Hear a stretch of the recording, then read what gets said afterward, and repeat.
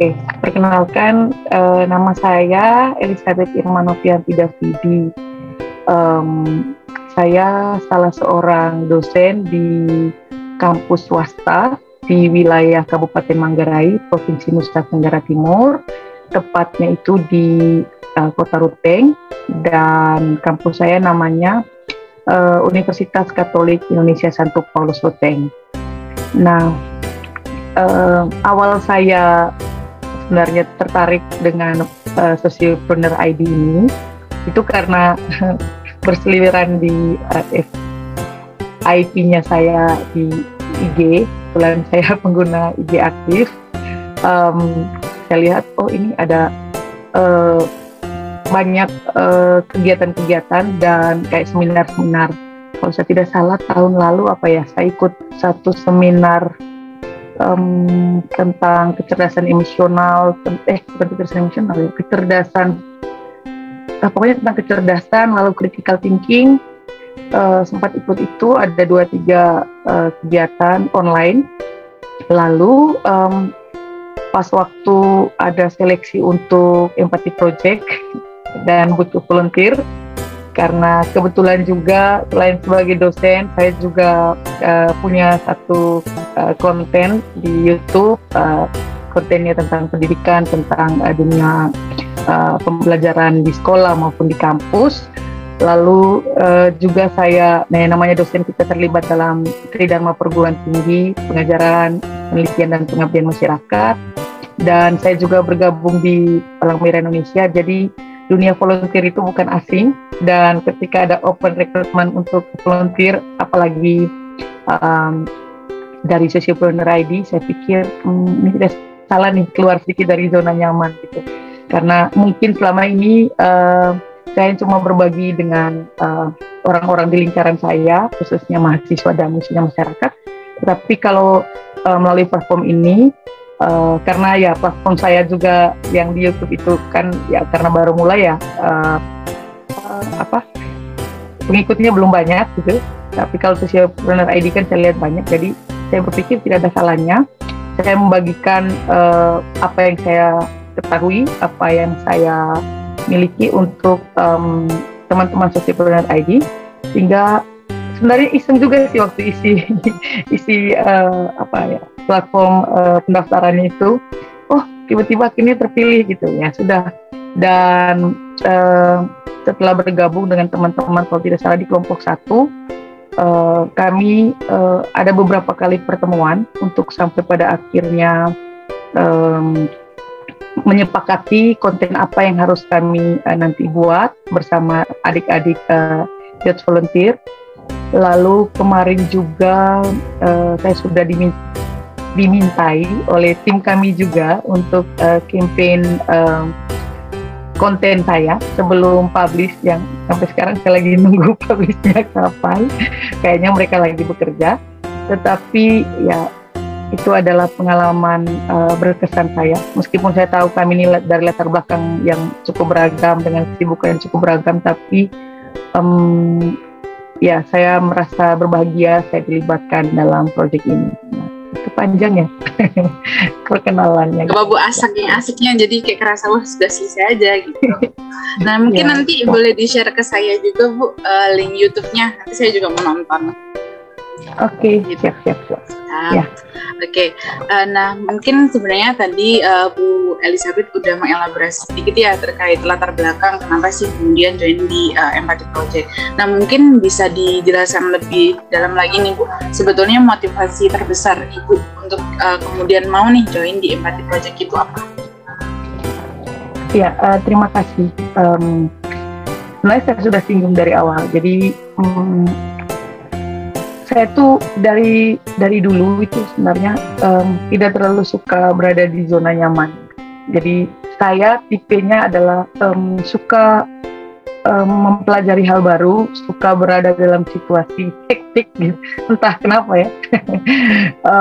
Suka merasa tertantang dan menantang diri, padahal harus tahu diri ya sudah mulai mau masuk kepala 4 ya. Tapi ketika melihat ada satu platform digital dan ini berimpact gitu, berimpact pada banyak orang, pada banyak hal. Sehingga saya berpikir mengapa tidak saya mengambil bagian di situ gitu, meskipun dengan sumbangsi yang sangat kecil, hanya menjadi expert volunteer gitu. Dan ini juga sebenarnya menjadi ruang pembelajaran untuk saya, karena saya adalah dosen dari satu kampus di pelosok negeri ini yang mahasiswanya itu belum sekreatif adik-adik semuanya di sana, gitu. Karena S2 saya kan di UNY Jogja, dan saya melihat bahwa kreativitas, critical thinking, inovasi, dan membuka ruang untuk mencoba hal-hal baru, adik-adik mahasiswa di Jawa itu jauh lebih lebih maju ketimbang adik-adik sini. Jadi saya berpikir bahwa mungkin bisa saya menjadi jembatan penghubung dulu. Saya pelajari sesuatu yang menarik nih, karena ini program yang keren. Nanti saya bisa bagikan ke lingkungan terdekat saya, khususnya mahasiswa ya, supaya mereka juga merasa bahwa mereka yang sekarang lagi ya menjadi istilahnya kaum muda di era sekarang itu tidak merasa hanya nyaman saja pada kebiasaan rutinitas yang biasa-biasa saja. Apalagi ya di kami ini kan belum semaju di Jawa ya, jadi kalau tidak ada aktivitas ya sudah duduk di kos gitu, ngobrol ngalur ngidul, tidak ada hal yang berdampak positif gitu. Sehingga sebenarnya jujur ini juga ya itu saya katakan, saya mau belajar, nanti saya tularkan ke mahasiswa gitu. Dan puji Tuhan dengan proyek-proyek juga untuk mata kuliah tertentu kayak pengembangan bahan ajar, proyek mata kuliah metode sumber dan media pembelajaran, mereka mulai ditantang untuk saya buat proyek-proyek berbasis digital gitu. Dan saya bilang ya pelajari dari konten-konten yang sudah berseliweran di YouTube atau di Google. Dan saya merasa sangat terbantu dengan kehadiran Socialpreneur ID dan program-programnya. Itu juga cukup banyak menginspirasi saya untuk mencoba kayak mengadopsi program-program yang sudah dibuat untuk coba saya terapkan di lingkungan saya gitu. Karena program-programnya Socialpreneur ID yang basicnya pendidikan, pembelajaran itu menurut saya sangat praktis ya, dan bisa dibuat di dimanapun kalau orang mau mencontoh itu, meskipun ya harus lagi-lagi beradaptasi dan berinovasi sedikit supaya tepat untuk pengguna di sini. Jadi saya merasa beruntung sekali terlibat dalam proyek ini, dan saya berharap jangan berhenti sampai di Empati Project saja. Mungkin kalau ada proyek lain yang membutuhkan kami, supaya kita saling belajar ya, dan saya bersyukur juga bisa bertemu dengan orang-orang, adik-adik, teman-teman tim expert volunteer yang luar biasa. Mitra saya Pak Yos itu keren sekali gitu. Jadi dengan teman-teman tim dari kelompok satu kami, jadi ya pengalaman yang luar biasa, dan semoga proyek-proyek seperti ini tidak berhenti sampai di sini untuk Socialpreneur ID. Seperti itu. Amin Bu, semoga ada lanjutannya lagi ya. Nah, tadi sebetulnya Ibu juga udah mention nih terkait pendidikan Ibu dulu di Jogja nih. Sebetulnya kalau mungkin boleh diceritakan, Ibu itu background ataupun expertise-nya itu di bidang apa aja sih? Oke. Background dan expertise saya itu di bidang pendidikan dasar. Yang basicnya pendidikan dasar, S1 saya PGSD, S2 saya pendidikan dasar, tapi konsentrasinya akademisi bidang sains, gitu ya. Makanya konten saya kemarin itu tentang etnosains untuk pendidikan dasar ya. Jadi isu-isu pendidikan, pembelajaran praktis itu ya itu untuk sementara saya kuasai gitu. Ya tidak terlalu maksimal karena ya hidup ini kan harus terus belajar gitu. Seperti itu. Betul banget Ibu, setuju sama poinnya. Nah, kalau saya tadi dengar ya cerita Ibu, sebetulnya Ibu itu sudah cukup lama gitu ya berkutat di dunia yang berbau-bau pendidikan gitu. Jadi saya pikir bukan satu hal yang aneh gitu begitu ketika bergabung dengan Empathy Project karena memang basicnya adalah video edukasi gitu ya Bu.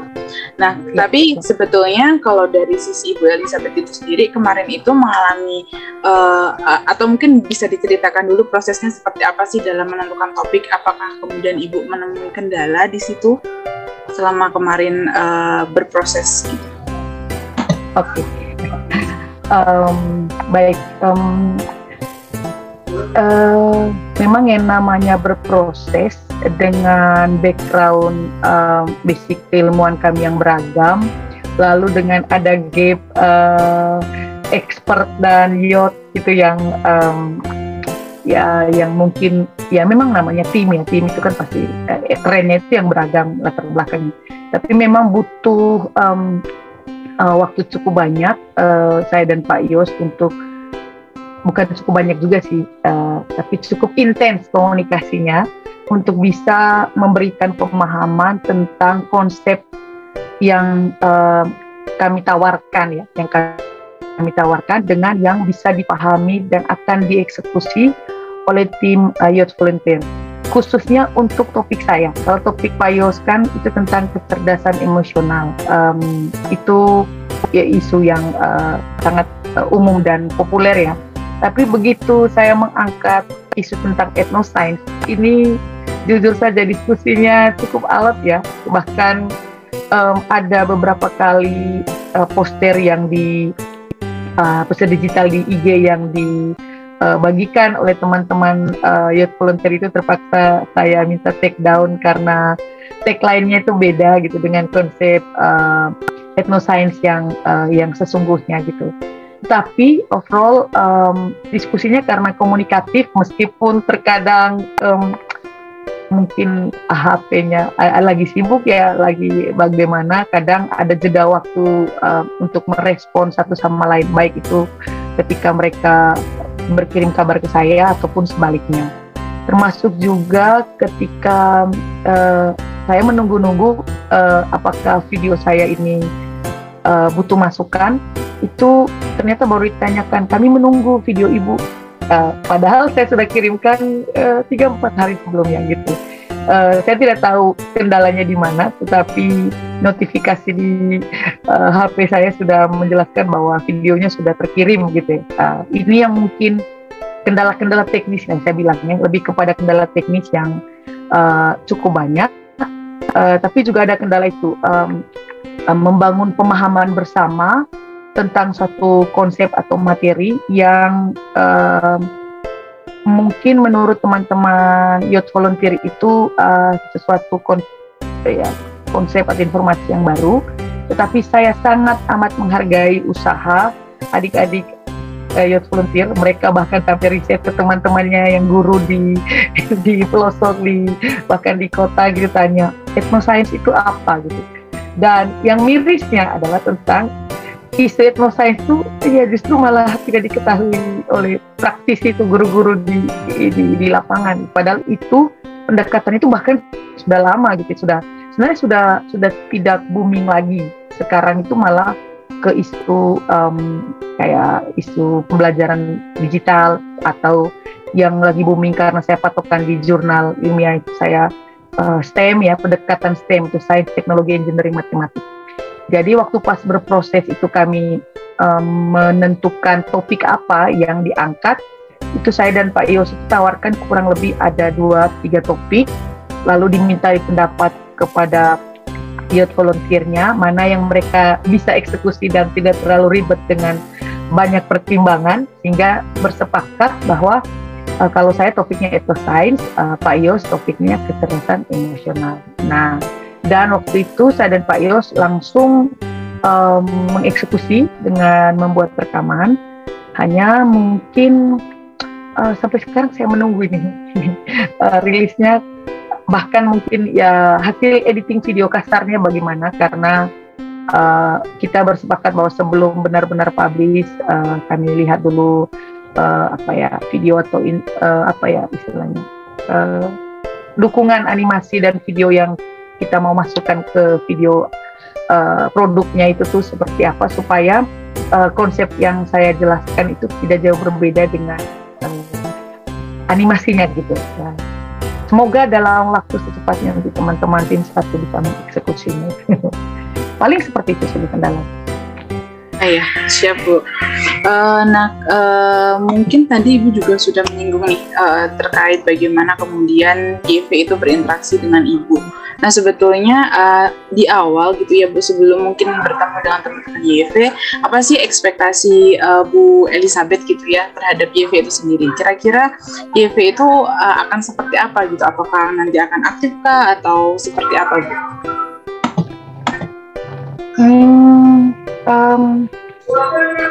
Saya mungkin karena sudah terbiasa buat project dengan orang-orang muda seperti mereka.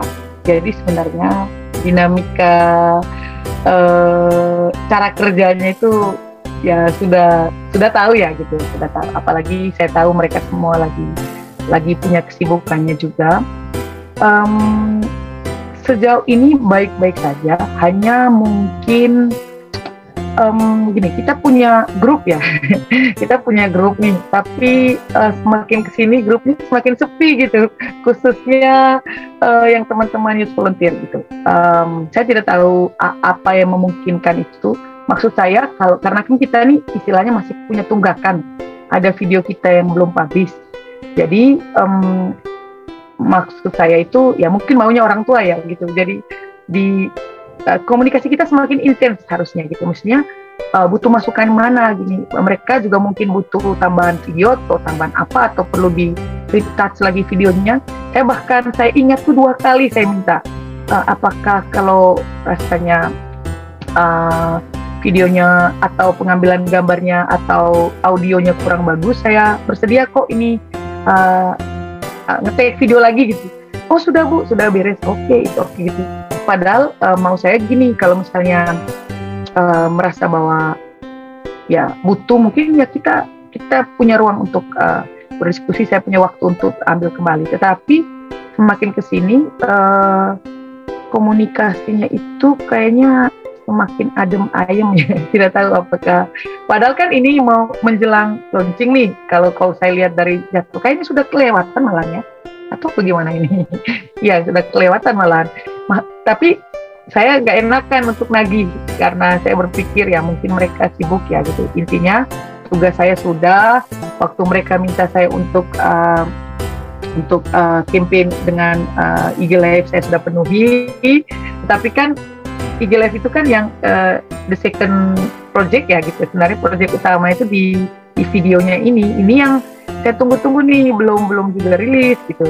Saya tidak tahu kendalanya di mana. Maksud saya kalau misalnya ada kendala ya dikomunikasikan gitu kan. Semua hal itu bisa selesai dengan komunikasi sebenarnya gitu. Hanya ya sehingga mungkin untuk proyek ini catatan terbesar saya sih ya kita membangun komunikasi ini ya. Terlepas dari kita memahami banyak kendala di belakang kita kan sudah punya WA group nih, jadi maksudnya difungsikan lah itu WA grupnya supaya membangun komunikasinya lebih komunikatif lagi, supaya kendala apapun itu bisa terurai dan bisa dicarikan solusinya seperti itu. Ya mungkin ini memang ini ya Bu ya, karena online juga kadang itu membangun ikatan emosional antara satu orang dan orang lain itu mungkin akan jauh lebih sulit sih kalau menurut saya juga, karena mungkin kalau misal ketemu gitu untuk interaksi kemudian menjalin komunikasi itu sebetulnya lebih enak, dan itu adalah keunggulan ketika kita tuh tatap muka. Tapi kelebihannya di sini adalah kita bisa berinteraksi dengan banyak orang di wilayah yang berbeda. Bahkan Ibu aja tuh di Wita, saya di WIP gitu. Itu aja waktunya beda. Tapi dari situ kita bisa kenal banyak orang gitu ya Bu ya. Nah, mungkin tadi kan udah tentang YV ya Bu. Mungkin saya ingin balik lagi terkait ke peran EV, yaitu Ibu sebagai EV di kelompok 1 nih.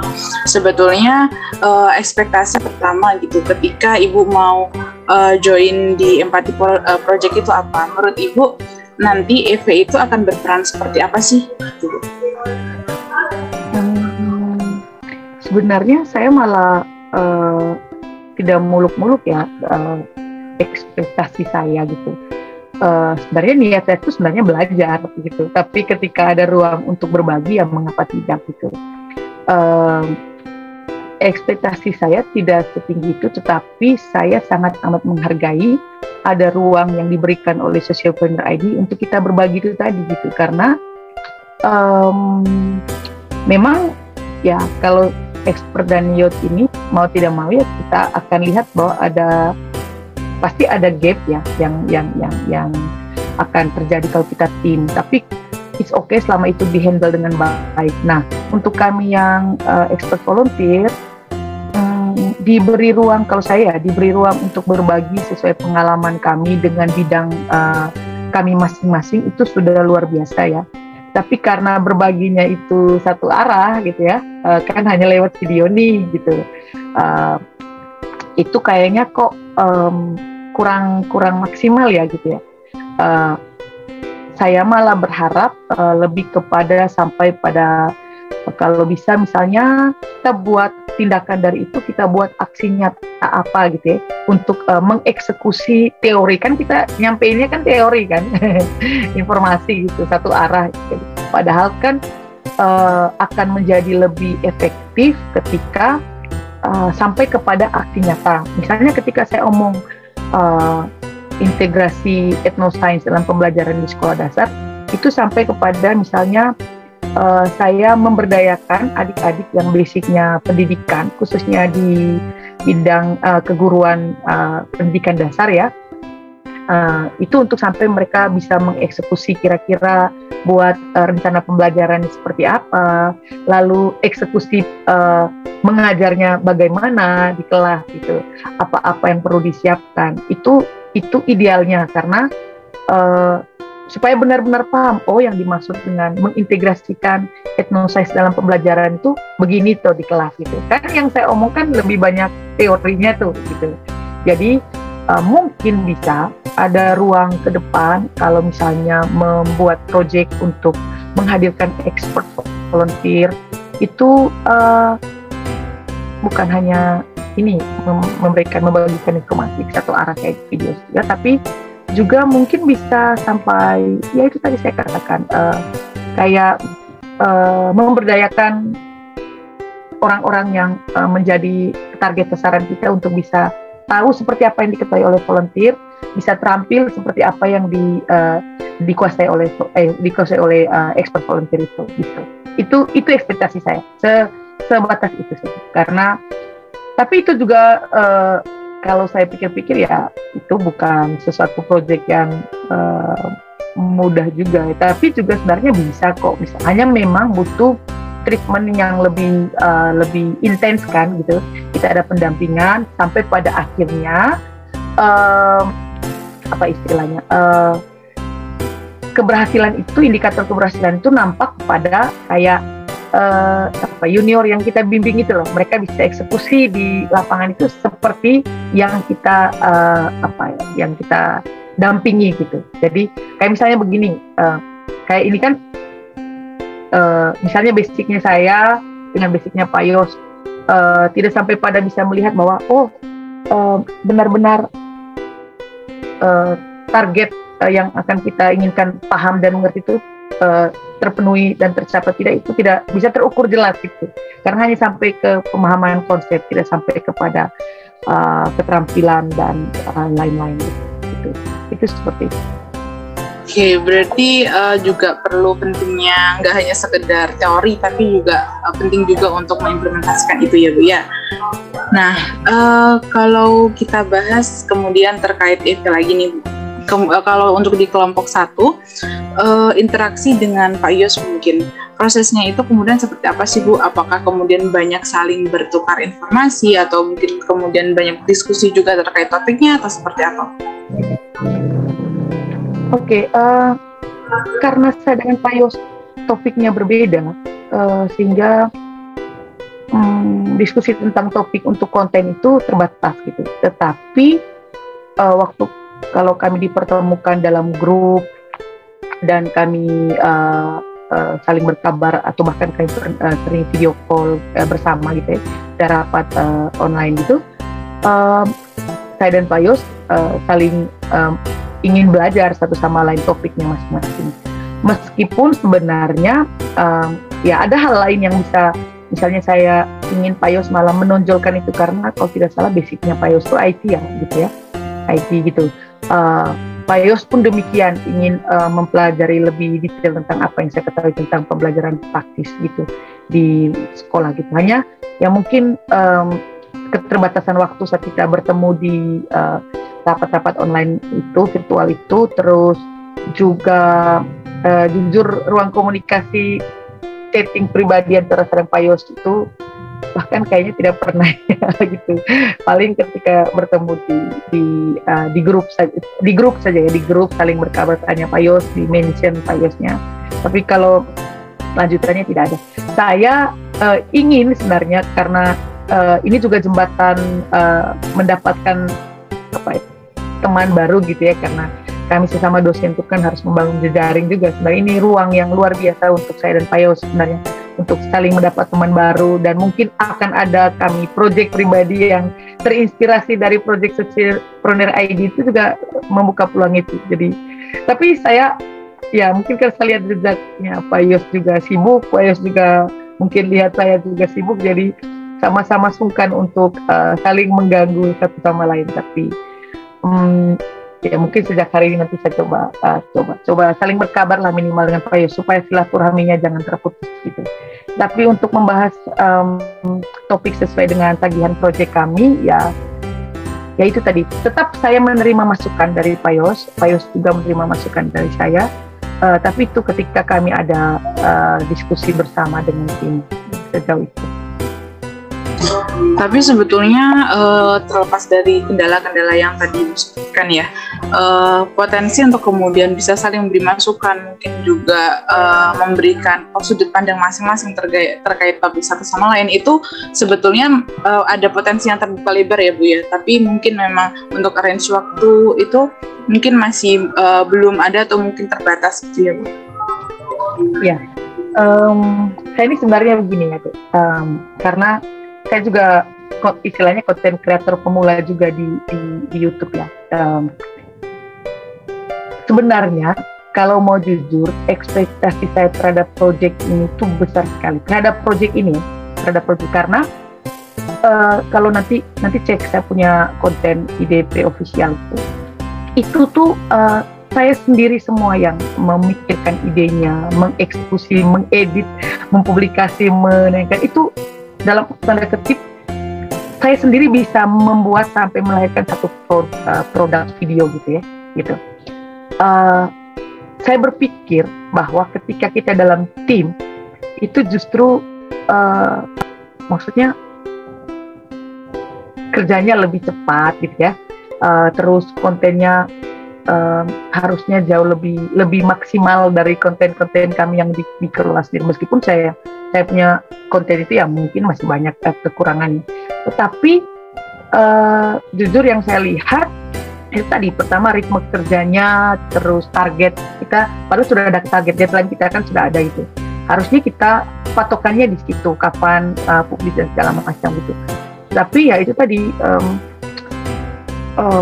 saya juga tidak bisa terlalu menuntut sangat ideal karena ini tim ya, karena pasti akan mengganggu banyak pihak. Tetapi kalau mau bertanya, karena mungkin saya pelaku konten kreator ya, jadi saya saja, bahkan misalnya yang bahkan pernah saya buat project yang sangat padat itu waktu 21 hari menjelang Hari Kartini ya, meskipun pakai IG Live, lalu tetap saya edit karena ada banyak buffering dan segala macam, menghadirkan atau bahkan video-video yang saya take sendiri, lalu saya edit, saya masukkan gambarnya, bagi saya kelola dia punya videonya, itu bisa saya sendiri bahkan tidak sampai seminggu gitu, sudah menurut saya siap untuk tayang gitu. Tapi ini tuh saya tidak tahu sudah berapa bulan proyeknya berjalan gitu, sampai tidak ada, belum tahu kapan publishnya. Nah, di situ mungkin satu keluhan. Tapi ya overall ya saya menghargai, berterima kasih adik-adik saya di Youth Volunteer sudah bekerja keras itu. Terus yang kedua mengenai ruang untuk memberi masukan ya tadi antara saya dan Pak Yos itu dimungkinkan sebenarnya. Tetapi Kayak kemarin itu berapa hari lalu ya, 3 hari lalu, adik-adik ada kirim video, linknya ya, karena belum publish kan gitu, minta masukan gitu. Jujur, sebelum dikomentari Pak Yos tuh sebenarnya saya sedikit, kok gini ya jadinya videonya gitu. Ternyata benar, Pak Yos langsung bilang, oh saya boleh kasih masukan, karena pertama saya lihat dari, saya tidak tahu apakah video aslinya itu yang dikirim Pak Yos memang gambarnya begitu gitu. Lihat muka Pak Yos tuh jadinya kok imut banget kayak boneka gitu. Terus tidak ada sinkron antara suaranya Pak Yos sama mimiknya gitu. Saya mau komen pertama, saya rasa saya tidak punya kapasitas dulu untuk itu, karena ini videonya Pak Yos ya. Harus saya menunggu Pak Yos dulu komen, dan ternyata Pak Yos tuh komen, bahkan tapi responnya tuh lama di grup gitu. Bahkan Pak Yos bilang, saya harus menghubungi siapa nih untuk memberikan bukan komplain ya, memberikan masukan gitu. Itu tuh saya lihat itu 2 hari atau 1 hari baru dibalas gitu. Jadi ya sudahlah, saya mah manut wae gitu. Tapi jujur kalau nanti pada akhirnya video saya mereka minta untuk beri masukan, ya saya harus jeli. Bukan untuk tentang saya ya. Maksudnya ini kan karena kerja tim. Karena saya berpikir gini, kalau project itu kerja tim berarti kita harus memastikan bahwa minimal harus yang terbaik gitu ya. Karena itu akan menyentuh banyak pihak gitu. Tapi kalau itu proyek individual kan yang bertanggung jawab dan merasa bahwa dampaknya itu kan hanya kena 1 orang dan tidak terlalu memberi pengaruh yang signifikan. Tapi karena ini kerja tim kan akan mengangkat banyak orang. Tapi kalau ini fase latihan sih mah saya maklumi saja. Tapi kalau karena atas keteledoran 1-2 orang sehingga hasilnya tidak maksimal, sementara kita bisa prediksi itu harusnya lebih maksimal dari itu, ya tentu ini catatan besar untuk tim kami seperti itu. Baik Bu, mungkin kalau mungkin saya tangkap dari Ibu ya, memang secara hasil mungkin agak jauh dari ekspektasi Ibu, tapi sebetulnya kalau saya dengar penjelasan Ibu, banyak sekali sebetulnya pembelajaran yang kemudian kita dapat gitu dari kendala-kendala itu tadi, yang kemudian nextnya mungkin ketika Empathy Project itu ngadain lagi seperti harapan Ibu juga tadi ya, itu akan ada banyak hal yang mungkin bisa kita perbaiki lagi. Jadi kita juga belajar gitu dari situ juga gitu. Karena semua hal itu sebenarnya ada nilai pelajarannya. Ya, betul banget. Oke, nah kita mungkin bisa langsung jump in aja ke bagian transfer knowledge ya Bu ya. Nah, selama Ibu berproses ya kemarin sebagai EV di kelompok 1, kira-kira poin-poin peningkatan knowledge apa sih yang kemudian Ibu dapat dalam proyek ini ya? Ya, betul.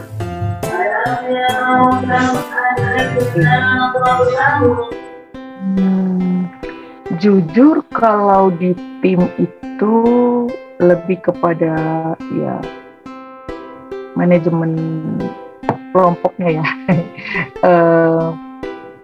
Karena begini, entah mengapa ya youth volunteer kami itu rada pada malu-malu semua juga, jadi sharing, berbagi dan saling mengenal lebih dalam dan saling berbagi informasi itu tuh kayaknya lebih aktif kami yang expert ya gitu. Padahal jujur sebenarnya kami tuh mau belajar juga dari yang youth volunteer gitu, karena sebenarnya tuh mereka juga keren-keren, karena kebetulan juga ya itu tadi saya dan Pak Yos kan ya kami punya mahasiswa juga yang usianya seperti itu dan kami banyak belajar juga dari mereka gitu. Tetapi entah mengapa transfer knowledge-nya tuh menurut saya kurang terlalu maksimal yang kami dapat. Jujur ya kami akui gitu. Atau mungkin karena mereka segan apa gimana, itu bingung juga. Tetapi memang kami paham ya kalau kami juga dengan mahasiswa itu karena ya mereka merasa ya mungkin segan, minder atau gimana. Padahal kan sebenarnya kita sudah dari awal kita sudah satu pemahaman bahwa kita saling berbagi nih, kita sama-sama perannya volunteer nih gitu, kita sama-sama relawan gitu. kita harus sama-sama memberikan sumbangsi yang sama-sama maksimal untuk proyek kita bersama gitu kan gitu spiritnya. Tapi ya itu tadi kami juga sadar Pak Yus kayaknya memahami gitu ya. Ada ya saya bilang gap aja deh gitu ya. Ada gap yang jujur kami rasakan sangat sangat berdampak, khususnya berdampak pada proyek ini. Dan feeling saya di awal tuh pada akhirnya terbukti ya bahwa kayaknya molor nih proyek, kayaknya molor nih proyek ini untuk rilis kayaknya molor gitu. Makanya kemarin pas waktu si Shelo minta, Bu Irma kapan kita bisa IG, saya minta secepat gitu, minimal mengisi jeda antara sampai publish videonya gitu. Tapi apakah transfer knowledge-nya dapat atau tidak, ya ada juga sih, ada juga banyak hal yang terjadi gitu, yang bisa kita saling take and give gitu kan, gitu. Saling take and give gitu. Tapi saya juga sebenarnya lebih banyak ingin belajar sih sama ininya, apa sih sebutannya tuh? Panitianya apa sebutannya kemarin iya. PIC mungkin. Nah ya itu saya pingin banyak belajarnya dari mereka, memanage project ini bagaimana, menyeimbangkan dua tim ini, ya volunteer dan ex volunteernya gimana gitu. Dan ini juga belum terlalu ya meskipun saya lihat banyak usaha-usaha dari ya saya sebut ya panitia dari Sosiopreneur ID-nya itu untuk bisa membuat kami kayak apa ya, kayak match gitu ya banyak gitu ruang-ruang yang diberikannya. Itu tadi mungkin ya, itu tadi ada gap yang luar biasa, mungkin karena mereka tahu kami dosen. Kalau kami bukan dosen mungkin lebih enak ya gitu, padahal sebenarnya ya dosen ataupun tidak itu kan kita sama-sama punya celah untuk saling belajar satu sama lain gitu. Saya tidak mungkin mengetahui semua, Pak Yos tidak mungkin mengetahui semua. Apa yang kami tidak tahu mungkin diketahui oleh adik-adik itu, dan kami butuh itu dari mereka untuk berbagi dengan kami. Begitupun sebaliknya sebenarnya. Sebenarnya kami butuh transfer knowledge-nya di situ gitu, tapi itu ada kendala itu yang buat itu tuh kayaknya nggak lancar gitu. Itu saja sih yang kami rasakan. Tapi sejauh ini ya lumayan. Sebagai sebuah proyek perdana ya lumayan. Ya. Okay. Ya siap Bu. Nah kalau boleh tahu mungkin Ibu bisa memberikan contoh apa sih, kan tadi Ibu sempat mention soal take and give ya. Kalau dalam konteks dengan YV apa sih yang kemudian Ibu take gitu dari teman-teman YV-nya? Mungkin bisa dikasih contoh saja. Oke. Pertama mereka komunikatif gitu ya, itu yang saya suka gitu. Terus mereka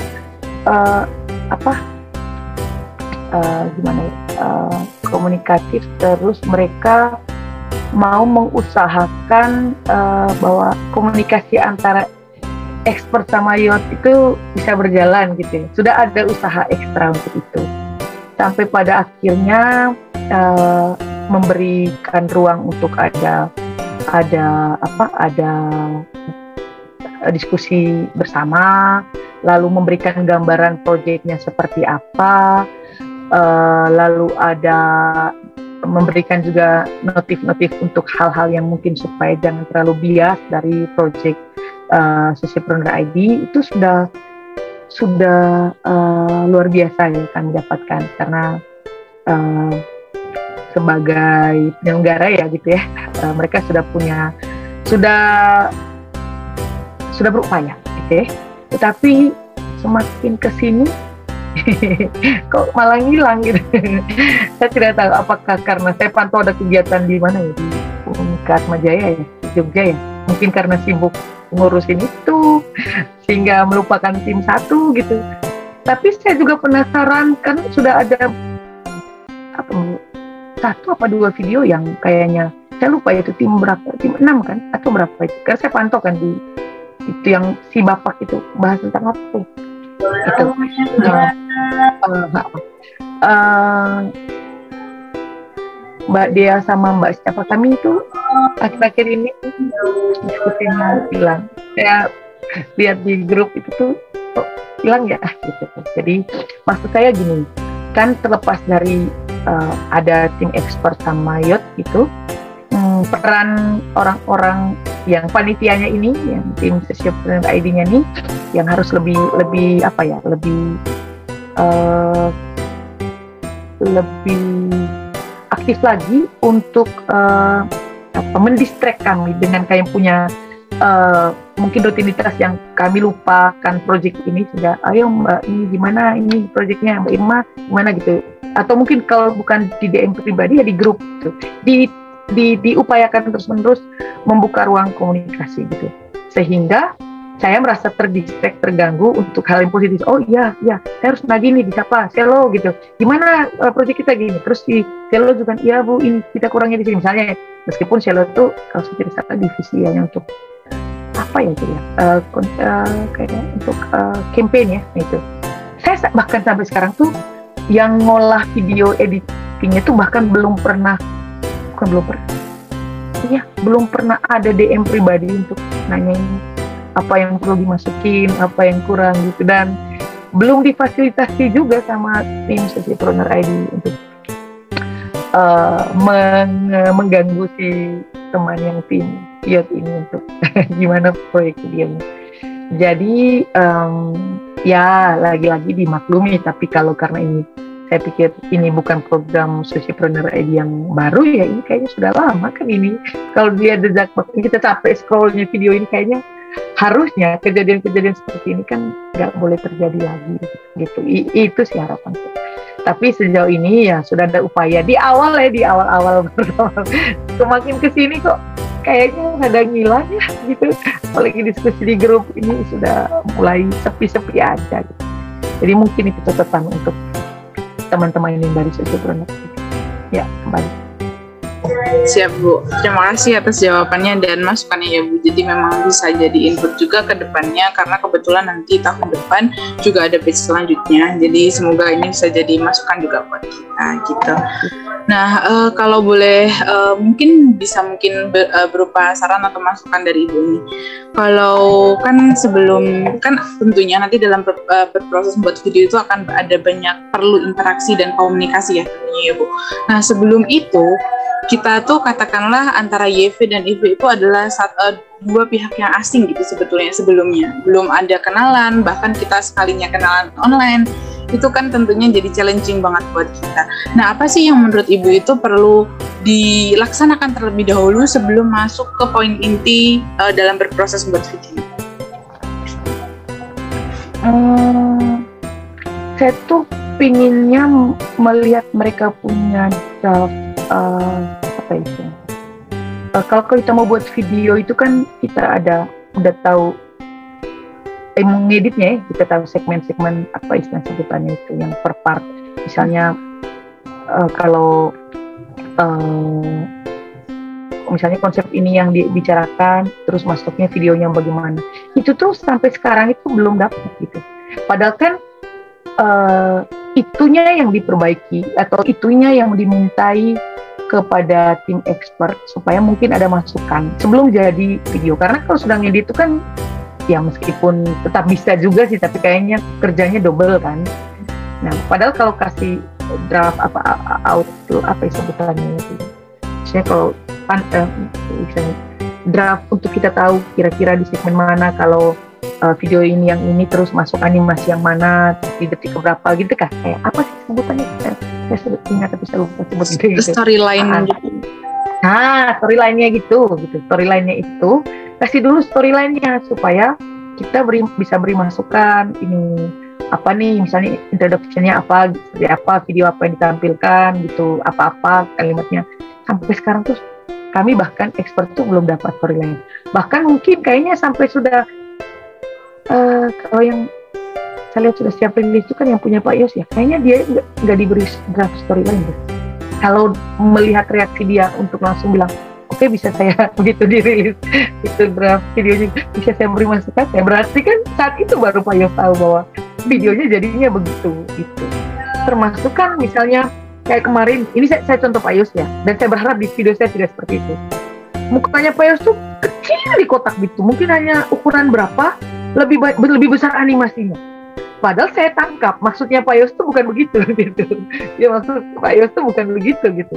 Sehingga itu kan jadinya kita kerja 2 kali. Padahal kalau storyline-nya itu kita bereskan memang tim youth-nya itu terima masukan dari expertnya sesuai, karena tim expertnya yang tahu kontennya kan, meskipun mau tidak mau ya youth-nya kemarin pelajari kontennya juga kan gitu. Supaya begitu rilis videonya itu sudah sama-sama puas maunya di mana gitu.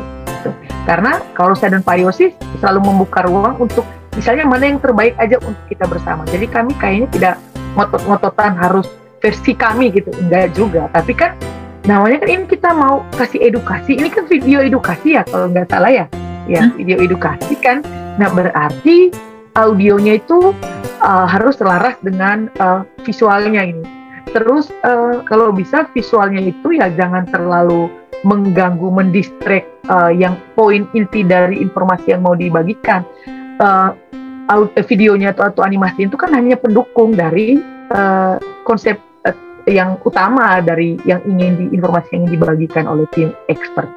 Karena kalau saya lihat rekam jejak video-video yang lain tuh, yang sociopreneur punya tuh udah keren kok. Maksudnya saya malah belajar jujur waktu saya mau nge-tag video tuh kan saya melihat gayanya Sociopreneur ID itu bagaimana. Saya pelajari beberapa video ya dari situ.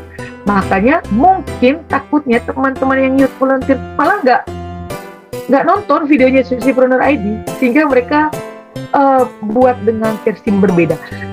It's okay punya versi video yang berbeda, tapi jangan sampai jomplang kali dengan rata-rata video Sociopreneur ID yang lain yang sudah rilis kan, yang sudah banyak penontonnya gitu. Jadi supaya mana nih yang mau kita pakai gayanya Sociopreneur ID yang sebenarnya yang selama ini sudah video-videonya sudah rilis, meskipun pasti membuka ruang untuk youth volunteer untuk berinovasi sedikit, mungkin ada tambahan, tapi jangan mengganggu konsep utamanya gitu kan.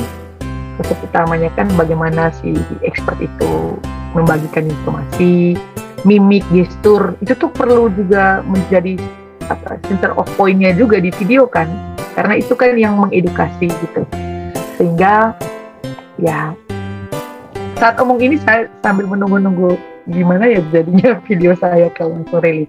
Jadi pesan saya mungkin melalui Mbak, coba mungkin ingatkan nanti tim kami, storyline-nya tuh mungkin juga perlu diskusikan gitu, supaya jangan capek-capek ngedit, ngulang, karena ya capek juga sih, karena saya juga tahu kerjaan itu, jadi daripada kerjanya double, mending kita kita konsultasikan dari awal gitu. Seperti itu. Baik Ibu. Nah, tadi juga saya nangkap tentang pentingnya saling untuk komunikasi dan saling memberikan masukan gitu ya Bu ya, satu sama lain, baik ke EV maupun ke YV-nya satu sama lain gitu. Nah, tapi untuk di kelompok 1 kemarin, menurut Ibu apakah untuk mekanisme untuk saling memberikan masukan kemudian input satu sama lain itu sudah berjalan cukup baik atau belum? Sebenarnya berjalan cukup baik, hanya komunikasinya tuh tidak intens gitu. Komunikasinya berjalan baik, hanya tidak intens, dan kayak ada jeda gitu untuk misalnya kayak misalnya kita pingin ini nih coba di responnya tuh butuh waktu yang lebih dari normal untuk respon.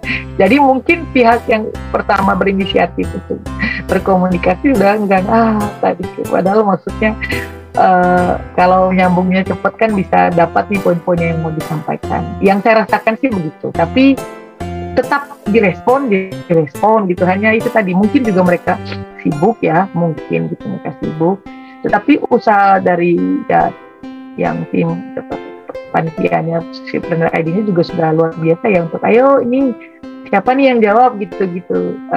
Jujur kalau saya sih lupa ya divisi-divisi apa, dan orang-orangnya siapa. Yang saya ingat jelas tuh karena yang sering kontak sama saya itu yang si Selo itu, yang mungkin karena kemarin mau untuk IG live ya gitu ya. Itu dia terakhir yang komunikasinya intens.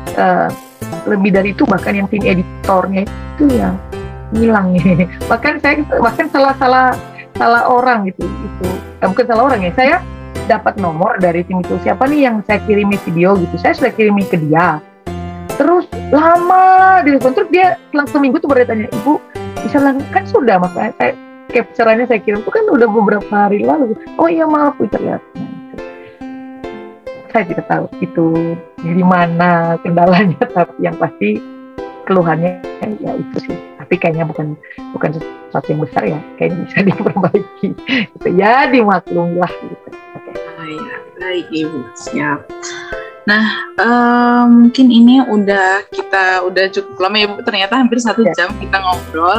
Mungkin kita langsung jamin ke pertanyaan terakhir nih Bu. Nah, sekarang tadi seperti yang udah di-mention sama Ibu Elizabeth nih, Ibu Elizabeth ini udah sering banget terlibat dalam kegiatan kerelawanan, bahkan dari mungkin belasan tahun sebelumnya. Nah, kalau bagi berefleksi dari pengalaman Ibu Elizabeth sebelumnya nih, menurut Ibu Elizabeth, arti kerelawanan atau volunteering itu sendiri apa sih Bu? Kerelawanan yang saya pahami sesuai dengan pengalaman saya adalah lebih kepada kesiapan mental kita untuk bertindak, berperilaku, berkarya untuk kepentingan orang banyak dengan sungguh-sungguh gitu ya, dengan sungguh-sungguh dan berdedikasi tinggi gitu. Karena kenapa saya tekankan berdedikasi tinggi?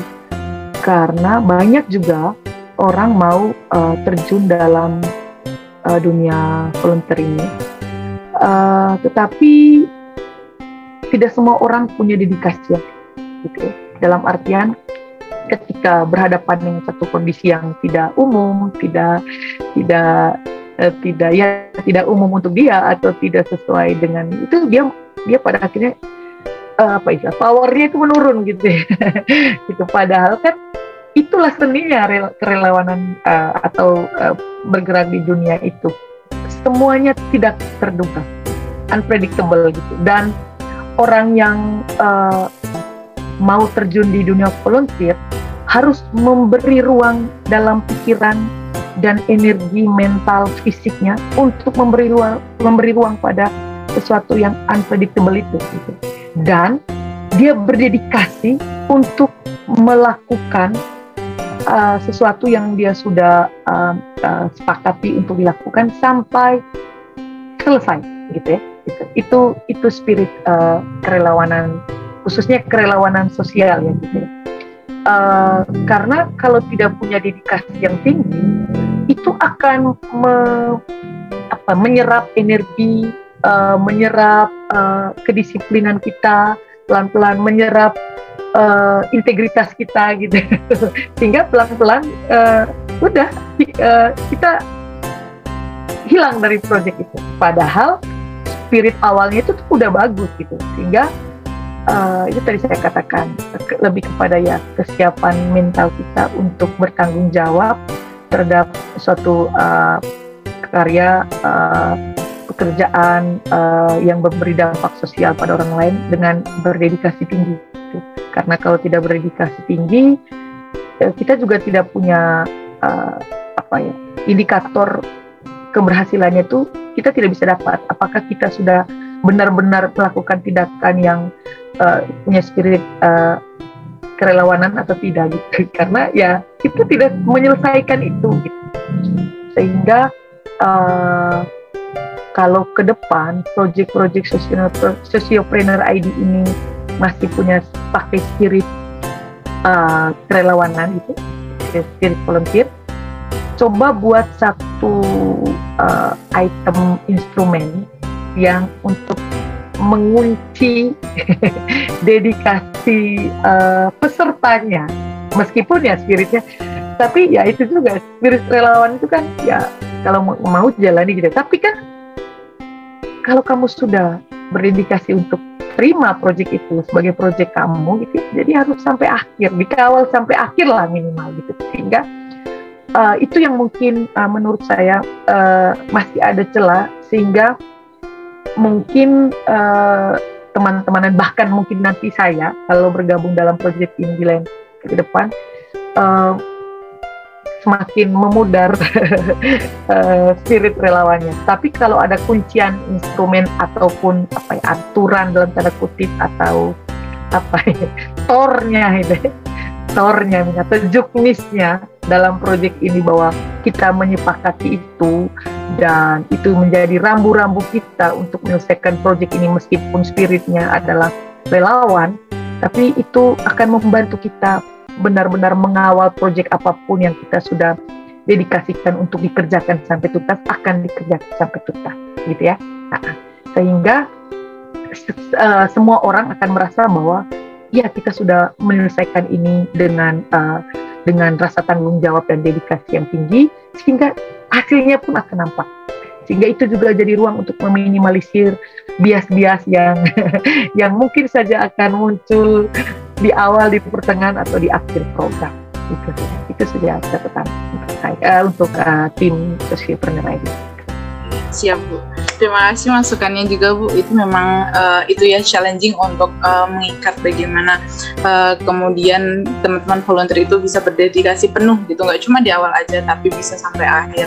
Memang itu salah satu sebenarnya saya menemukan hal yang sama itu nggak cuma di pas di SID, tapi di beberapa pengalaman volunteer sebelumnya saya juga merasakan hal yang sama gitu, gimana challengingnya untuk kemudian mengikat dedikasi atau komitmen dari teman-teman volunteer gitu. Tapi ini jadi bahan masukan yang bagus untuk nanti kemudian kita bisa implementasikan ke depannya.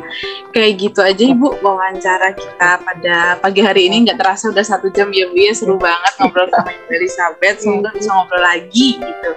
Nah itu aja ya Bu ya, terima kasih.